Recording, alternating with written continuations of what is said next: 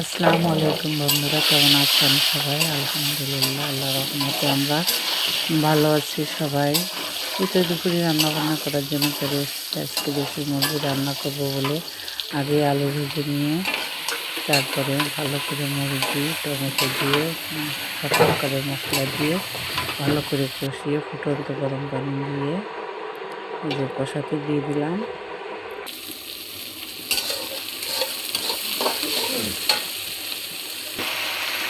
আর এই পাশে শোল মাছ রান্না করবো বলে মাছটা ভালো করে কষিয়ে নিচ্ছে। শোল মাছ দিয়ে অল্প করে আলু দিয়ে টমেটো দিয়ে রান্না করবো আর কুমড়ো বড়ি দিয়ে মাছ দিয়ে ভালো করে কষিয়ে নিচ্ছে শোল মাছ। আর হচ্ছে ফুলকপি আগেই ভাপিয়ে নিয়েছি, পানি দিয়ে দাও, আবার গরম পানি 80% সেদ্ধ করে নিয়েছি। গরম ঢাকনাটা পানি খুলে নাও।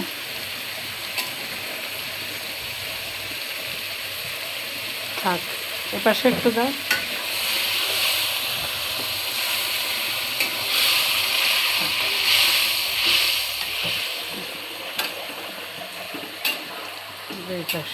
চুলা চলছে। এটা বন্ধুরা মুরগির গোশের ঝোলের পানি দিয়ে দিলাম, এবার ঢেকে দেবো। আর এ পাশে কুমড়ো গুঁড়ো দিয়ে সব প্রকারের মশলা দিয়ে মাছ তুলে রেখেছি।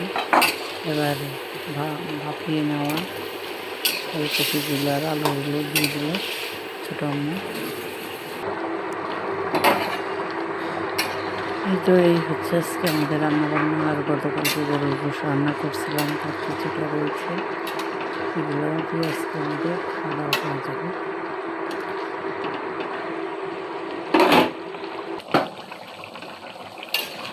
ভাজা গুঁড়োর মশলা, ভাজা জিরা গুঁড়োর মশলা আর ভাজা গরম মশলার গুঁড়ো ছোটোর মধ্যে ভালো করে নেড়ে নিচ্ছে। আর একটু ঝোল টানলে একটি নামিয়ে নেব। এবং গোশ ডান ছোটো আম্মু নামিয়ে নিয়েছে।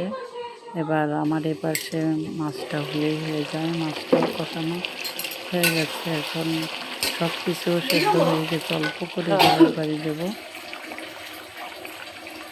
দিয়ে দিলাম ঝোলের পানি। এবার ঢেকে দেবো।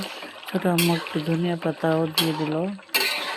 এই তো বন্ধুরা, এই হচ্ছে আজকে আমাদের রান্না বান্না, তরকারি ও ডাল। ছোট্ট একটা ভিডিও শেয়ার করলাম। সবাই ভালো থাকবেন, সুস্থ থাকবেন, আমাদের জন্য দোয়া করবেন। আল্লাহ হাফেজ।